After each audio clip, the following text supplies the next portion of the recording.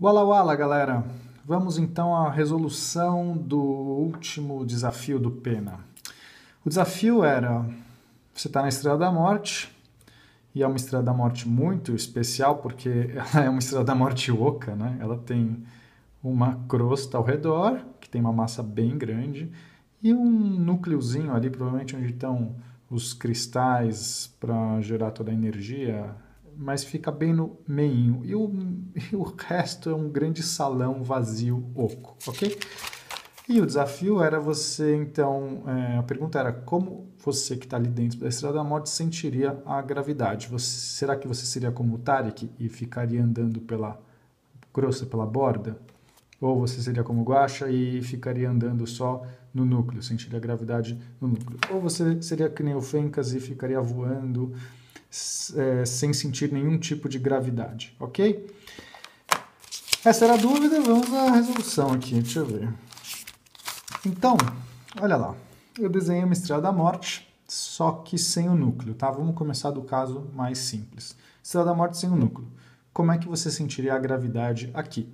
Se você estiver bem no meio, eu acho que todo mundo vai dizer que você não vai sentir nenhuma gravidade, porque toda a borda da Estrela da Morte vai estar te puxando de maneira igual, né? Cada pedacinho vai estar te puxando para fora, então aqui vai estar puxando para cá, aqui para cá, enfim. E você não vai sair do lugar, porque a simetria do exercício é esférico, não tem nenhum sentido. Ok, mas a pergunta é, e se você não tiver bem no meio, se estiver bem aqui, onde eu desenhei esse bonequinho aqui, pode ser o Tarek, eu gosto do Tarek. E aí, será que você vai sentir uma gravidade maior vindo para cá, porque tem a parede aqui está mais próxima, né? Essa é a intuição. A intuição das pessoas costuma dizer que sim. E aí a gente pode... Como é que a gente resolve isso? Bom, eu segmentei essa Estrela da Morte em vários pedacinhos, porque fica mais fácil a gente entender. Então, sei lá, como é que esse pedacinho aqui puxa essa pessoa? Cara, vai ter uma gravidade desse pedacinho puxando essa pessoa aqui para cima, certo? Olha lá que bonitinho. Mas também tem um pedacinho embaixo, semelhante, na verdade, na mesma distância, que vai estar puxando ele aqui para baixo.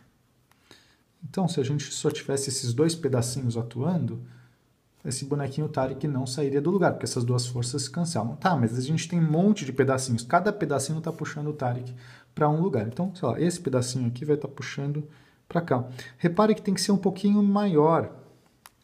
Essa flechinha é um pouco maior do que essa. Por quê? Porque esse pedacinho está um pouco mais perto do Tarek. E a gravidade ela é maior quanto mais perto você estiver. Ela cai com a distância. Então, esse pedacinho vai estar puxando para essa direção, um pouquinho maior também essa flecha. Esse aqui para cá, olha como eu desenho bem. Esse aqui para cá, olha só, maior. Só que todos esses pedaços vão ter um análogo embaixo. Tá, se eu conseguir desenhar direito, vai ser meio que isso, isso e isso. E vocês entendem que as forças para cima e para baixo vão se cancelar, né? Se a gente decompor todas essas forças aqui numa componente para frente e outra para cima, ou para baixo, a de cima e embaixo cancela. Então, na verdade, tudo isso aqui, todos esses pedacinhos aqui, estão puxando, na verdade, o Tarek com uma força considerável para a direita, tá? E aí ele vai vir para cá. Porém, eu só estou contando pedacinho. Pedaço da Estrela da Morte. E essa outra parte aqui? Ah, Pena, mas essa outra parte está longe. Tudo bem, é verdade, está longe. Mas é um pedaço grande também. Então, eu poderia... Vou pegar já essa parte aqui, ó. Essa parte aqui está puxando o Tarek para cá. Só que está muito longe. Então, vai ser uma flechinha bem pequenininha aqui, ó. Para lá. E aqui também para baixo vai ter uma outra. Para cá.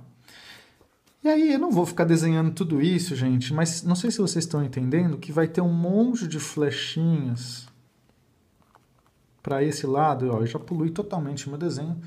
Mas eu vou ter muita flechinha para cá, porque eu tenho muitos pedaços que estão puxando ele para a esquerda, só que todos são fraquíssimos, porque estão todos longe.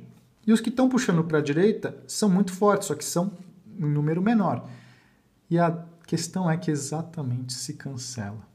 Não importa onde você esteja da Estrela da Morte, pelo fato dela ser exatamente esférica, todos esses pedacinhos se cancelam. E o Tarek não tem gravidade nenhuma ali dentro. Ah, mas eu não acredito em você. Cara, tá bom, vamos à lei de Gauss, então. Cara, o Gauss propôs uma lei que é fantástica e ele fala que o fluxo... bom, ele aplicou primeiro para o eletromagnetismo, mas isso vale para muitas coisas na física. Basicamente, o fluxo, por exemplo, do campo elétrico vai ser a carga interna, o fluxo do campo elétrico que passa por uma superfície, tá? Uma superfície fechada, vai ser a carga interna dividido por ε0, que é uma constante aí, não importa, constante do vácuo, elétrica do vácuo.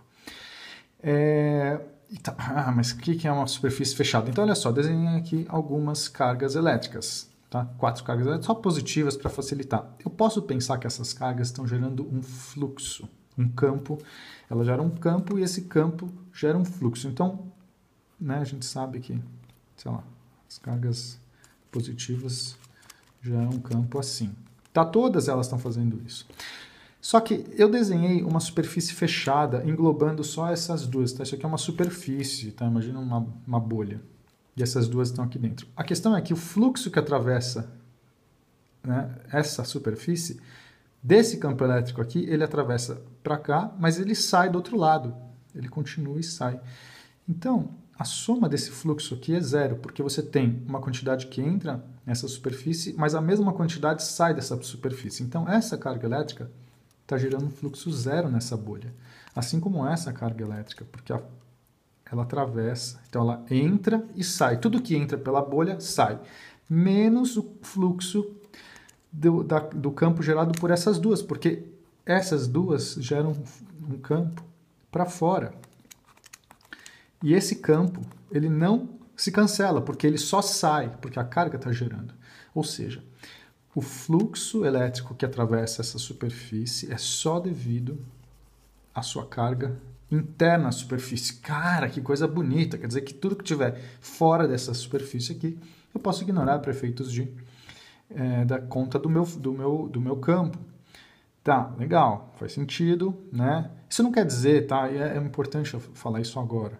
Isso não quer dizer que uma partícula que esteja aqui dentro dessa esfera só vai sentir o campo elétrico das esferas que estão dentro, tá? Das cargas que estão dentro. Vão sentir o campo de todas. Tá? Isso é só para cálculo de fluxo. Você fala, mas o que eu faço com fluxo? O fluxo é a força? Não, o fluxo não tem nada a ver com a força. É só um fluxo. Imagina uma água correndo e eu estou vendo o fluxo dessa água correndo. Tá, eu já explico para vocês. Gravidade. Eu posso aplicar o mesmo princípio, a lei de Gauss, na gravidade. O fluxo gravitacional, posso pensar que agora a gravidade ela é um campo, né? Inclusive, e ela gera um fluxo. Ela vai ser menos 4π, constante gravitacional, tá? Essa aqui é a constante gravitacional universal, vezes a massa interna. Isso aqui é importante. Então, olha aqui, a gente tem um outro caso, vários planetinhas, vários asteroides, sei lá. A gravidade desse asteroide, bom, esse asteroide está puxando as coisas, então é um fluxo para dentro, tá? Tudo está puxando. A gravidade, ela é só atrativa, tá, gente? Isso é uma coisa bem legal, tá? Então, esse asteroide está puxando todos os objetos, inclusive objetos bem longe, só que o fluxo, e eu escolhi uma superfície quadrada, agora cúbica, só para... Por que eu escolhi cúbico? Porque não precisa ser esférico, tá? É qualquer superfície fechada. A lei de Gauss vale para qualquer superfície fechada, um cubo é uma superfície fechada. Então, o fluxo da gravidade desse asteroidezinho, ele vem daqui, atravessa a superfície e atravessa de novo, então ele faz 2 furinhos. E, portanto, se cancela. Né? Se a gente pegar o fluxo líquido aqui, ele está entrando e está saindo, então é zero. Então, este asteroide não está gerando nenhum fluxo gravitacional dentro dessa caixa. Não quer dizer que ele não está atraindo as coisas, tá? Se eu tiver uma coisa aqui, ele está puxando. Se tiver uma coisa aqui, ele está puxando, tá? Não se precipitem. Só entendo por enquanto que é um fluxo gravitacional. Mas esse planetão aqui, esse asteroidezão grande, por estar dentro da caixa, vai ter um fluxo, no caso, negativo, porque está entrando, tá? Por isso que é o sinal menos, tá? Por isso que é menos, porque está entrando. Mas ele não cancela, porque todos os vetores de campo desse asteroide estão para dentro e eles não saem, né? Eles não atravessam. Eles atravessam uma vez, todos esses caras furam uma vez a superfície, mas eles nunca saem, do outro lado, porque isso aqui acaba sendo como se fosse um ralo puxando tudo para si. Ok, então faz sentido ser só a massa interna, tá? Só a massa desse cara contribui para o fluxo nessa superfície, assim como só a massa, só a carga dessas duas aqui contribuem para o fluxo nessa superfície. Ok, o que isso tem a ver com o problema? Vamos lá, vamos para o final. Vou tentar resolver usando lei de Gauss.